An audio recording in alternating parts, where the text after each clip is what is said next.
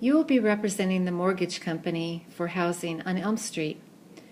At your station, students will pay for housing of choice, which includes their home insurance and property taxes for their family. Students may also choose to sell their house with you. The resources that you will need at your station are the housing records that you see on the screen, alternative housing option cards, which look like that,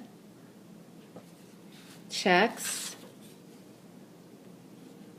dry erase marker to write on the checks, and a paper towel to go with that. Now, when you get your document that's up on the screen, the choice of housing will already be recorded from earlier. The students chose their place that they wanted to live earlier on, and they recorded that, and then the coordinator for the program recorded these on the sheets. So the students chose either from Neighborhood Place for $1,300, Neighborhood Hills for $1,000 a month, or Neighborhood Estates for $1,600 a month.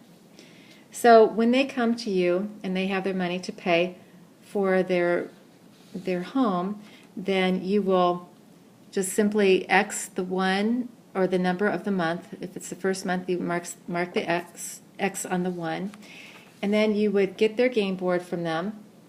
And on the bottom, where it says home, on the bottom of one of the sides, where you see the numbers, you will stamp it with the stamp marker on the appropriate month. So it's as simple as that. Okay, however, there are a couple little conditions. If the student is late in paying, say they don't pay the first month, then you will actually record a late fee of $100. And when they pay that, that's fine. If they pay that late after the month, that's fine. But they must pay by the end of the month, and if they don't, it's considered late.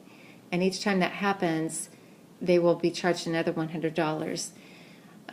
If they miss their payment altogether and don't make it up, if it's not just late but just missing, then their home will be repossessed, it'll be lost. So if that happens, you'll record down here what the alternate housing plan is going to be, and that's going to be listed. There's different options that they can do, and those will be listed on this card. So the different options that they have are they can rent a two-bedroom home for $900.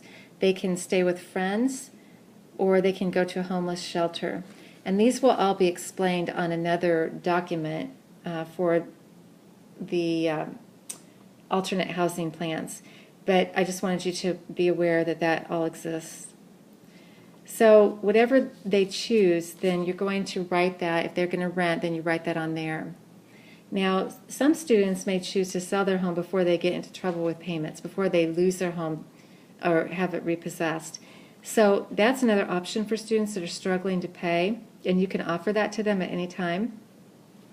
If they decide to sell their home, the prices listed for what they would get for that home are right here. And so if they sold Neighborhood House or Neighborhood Place, it would be $20,000 that they would get. Neighborhood Hills, they'd get $20,000. Neighborhood Estates, they'd get $25,000. So you would write that amount here. You would write with the dry erase marker on the check and write them a check for that amount. And then you would write what the plan is, what the alternate housing is.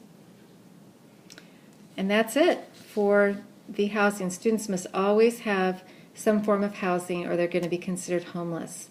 And even then, they need to be looking at a homeless shelter or some other option like living with a friend. But that's it for housing.